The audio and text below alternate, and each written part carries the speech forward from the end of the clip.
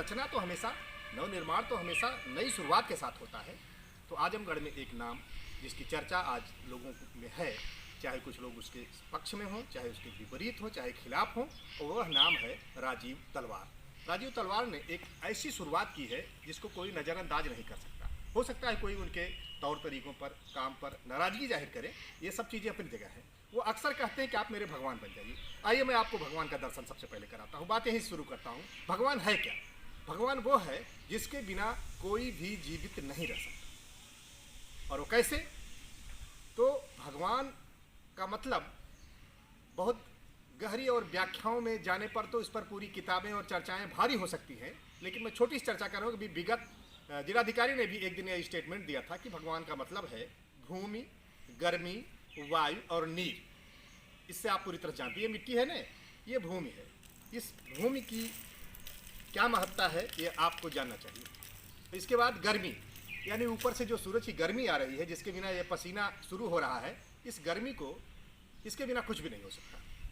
और इसके बाद वायु, जिसको आप देख सकते हैं, ये पत्तियां डोल रही हैं, हवा चल रही है, और यही ऑक्सीजन है जिसके लिए आज ऑक्सीजन सिलेंडर में कैद करके लोग उसको, उसकी कालाबाजारी से लेकर के उसके सदुपयोग दुरुपयोग बहुत कुछ कर रहे हैं।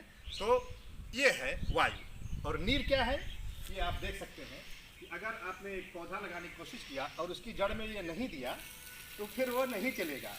तो ये है भगवान। और किसी के लिए भगवान बनने का मतलब यही है, कोई विचारधारा, कोई सोच, कोई कोशिश, उसके लिए भगवान आप बनेंगे, यानी कि उसको जमीन देंगे। अगर ये देखिए, ये सामने आपके सहजन का वृक्ष है, इसको हम सज्जन का वृक्ष कह सकते हैं, लेकिन सज्जन को, सज्जन शक्तियों को इस देश में इग्नोर किया गया और उनकी भी कमी है कि वो शायद नहीं हो पाए, बात आगे हम करेंगे। तो इसका ये बीज है।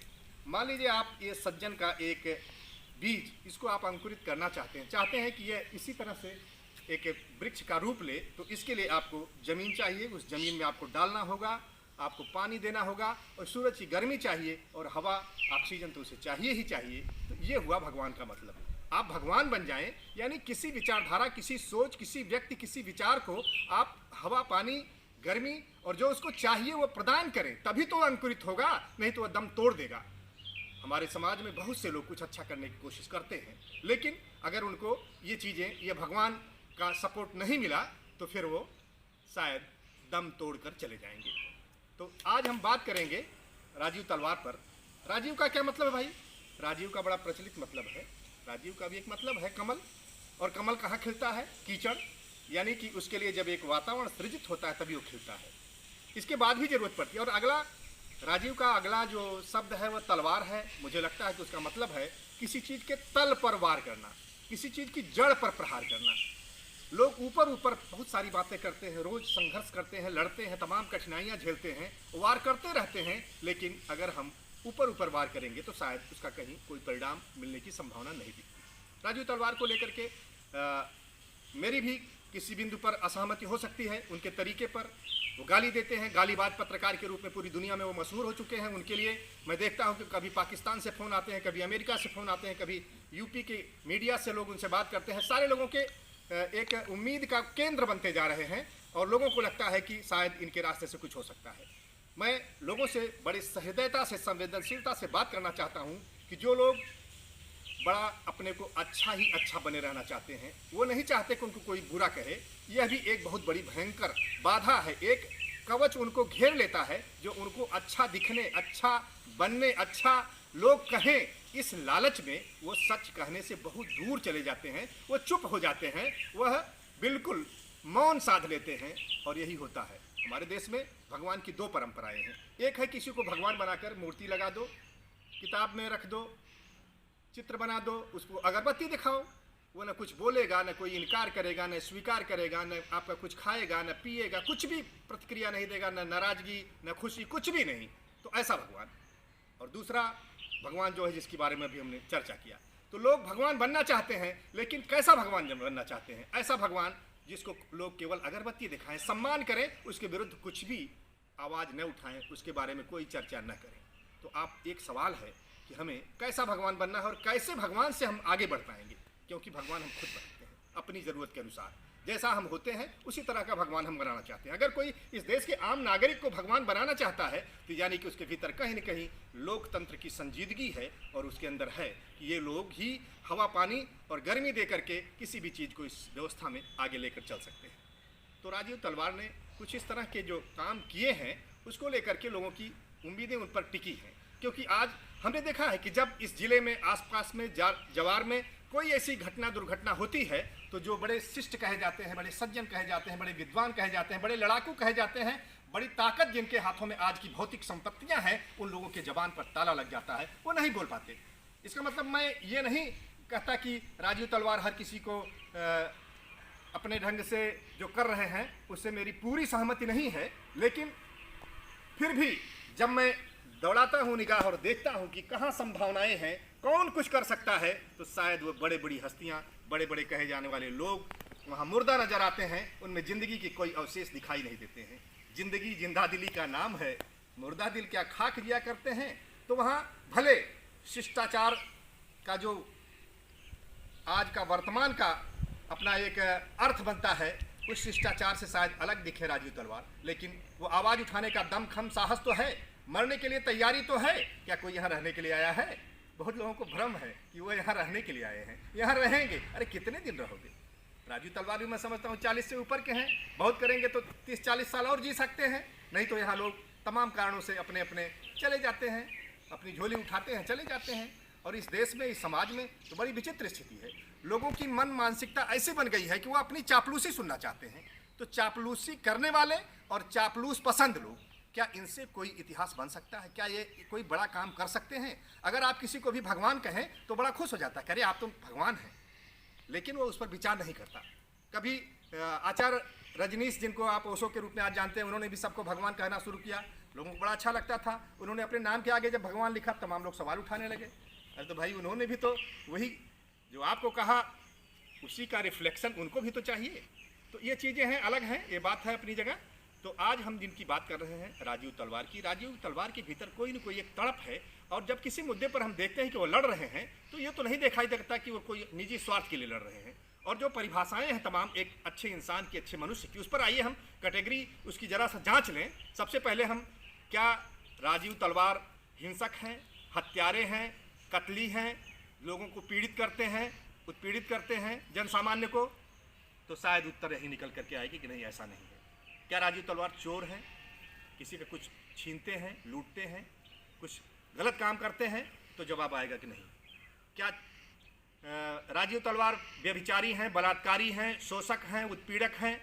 तो शायद इसका भी जवाब आपका नकारात्मक ही आएगा।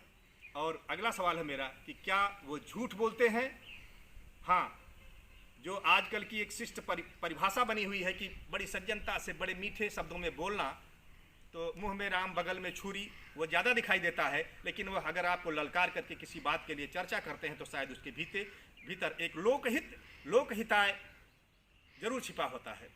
तो ऐसे अगला सवाल मेरा है कि क्या वो नशेड़ी है, किसी नशे में, नशे की गिरफ्त में है, शराबी है, गंजेड़ी है, और कोई नशा करता है? तो शायद इसमें भी आपको जवाब निकल करके आएगा कि नहीं, ऐसा कुछ नहीं है।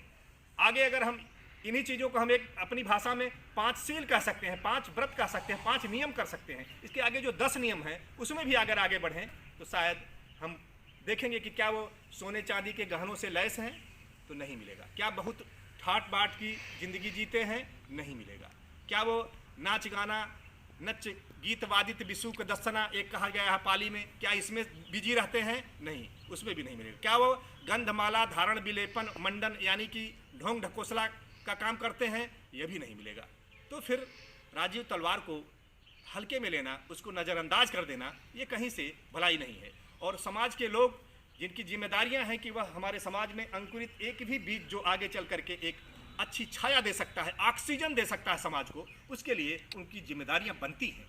और उन जिम्मेदारियों को निभाने में अगर वो विफल रहते हैं तो असमय में वह प्रतिभा, वह कोशिश दम तोड़ देती है, और आने वाले समय में फिर अधिक परिश्रम करना पड़ता है उस तरह का वातावरण सृजन करने में। तो मैं ये कहना चाहता हूँ कि अगर इस तरह के जो सच बोलने की कोशिश कर रहे हैं, जो कहीं न कहीं वो एक हिटिंग पॉइंट को आपको दिखा रहे हैं, अगर उनकी आवाज़ को रोकने की कोशिश की गई, उनकी आवाज़ खत्म करने की कोशिश की गई, बंद करने की कोशिश की गई, दबाई गई, तो फिर उससे अधिक भयानक, कठिन और विपरीत परिस्थितियां इस समाज को झेलना पड़ेगा और कोई न कोई दबाव, प्रकृति का नियम है कि वह उभर करके आएगा और उससे ज़्यादा कुछ आपको परेशानी झेलना पड़ेगा। हमारे इस जिस धरती पर हम खड़े हैं, जिसको आज आजमगढ़ कहा जाता है, पहले का भी इसका एक गौरवशाली इतिहास रहा है। इसके पिछले नाम में जाया जाए तो शायद इस गांव का नाम आवक हम मान सकते हैं तमाम सारे अध्ययनों के बाद, क्योंकि पूरब से आने का, इस देश में प्रवेश करने का शायद यह क्षेत्र आवक यानी आने का रास्ता था। और उस आवक की धरती का तमाम सारा इतिहास है। बुद्धकालीन इतिहास में हम जाएं तो एक यहाँ गांव था उकरौड़ा, जिसको आज हम कहते हैं, उस गांव का पूरा एक इतिहास है। वहाँ पर कभी बुद्ध का आगमन हुआ था, उसकी चर्चा है, वो आगे हम कभी करेंगे। उसी गांव से एक व्यक्ति हमारे समाज में आज के 2 दशक पहले दिखाई देते थे, जो तमाम लोगों की निगाह पर उनके आकर्षण का केंद्र बने हुए थे। वो अपने गले में एक समाज को गाली देते हुए एक पोस्टर लगाते थे और कई बार वो माइक लगा करके अपना कार्यक्रम करते थे। उसकी गहराई में जब जाएंगे तो उनके भीतर की जो पीड़ा थी, जो संवेदना थी, जो तड़प थी, वो भी कहीं न कहीं समाज के लिए थी। तो इस तरह की चीज़ें, इनको हम देखते हैं और कई बार नज़रअंदाज कर जाते हैं। यह ठीक नहीं है। और राजीव तलवार भी आज आपके पटल पर इस तरह से उभर करके आए हैं कि जब किसी को लगता है कि आज ये गलत काम हो रहा है, कोई बोलने वाला नहीं है, तो वहाँ एक चेहरा दिखाई देता है कि राजीव तलवार इस काम को कर सकता है, क्योंकि उसको मरने की चिंता नहीं है। जब सब लोगों की मृत्यु तय है और लोग मौत से इतने घबराए हुए हैं कि सच कहने के लिए वो आज सामने नहीं खड़े हैं, बड़ी विचित्र हालत है। आज के नेता लोग कहते हैं कि हम सच कैसे बोलें। अरे हम तो नेता हैं, हम सच कैसे बोलें? हमारे बाल बच्चे, हम सच कैसे बोलें? सामान्य आदमी भी कहता है हम सच कैसे बोलें। जबकि सच्चाई तो यह है कि हमारे समाज में जब लोगों के अंदर थोड़ी सी भी सोच थी, समझ थी और सच के प्रति लगाव था, तो लोग कहते थे कि हम झूठ कैसे बोलें, हमारे पास बाल बच्चे हैं, हम समाज में रहते हैं, हम जिम्मेदार आदमी हैं, हम झूठ कैसे बोलें।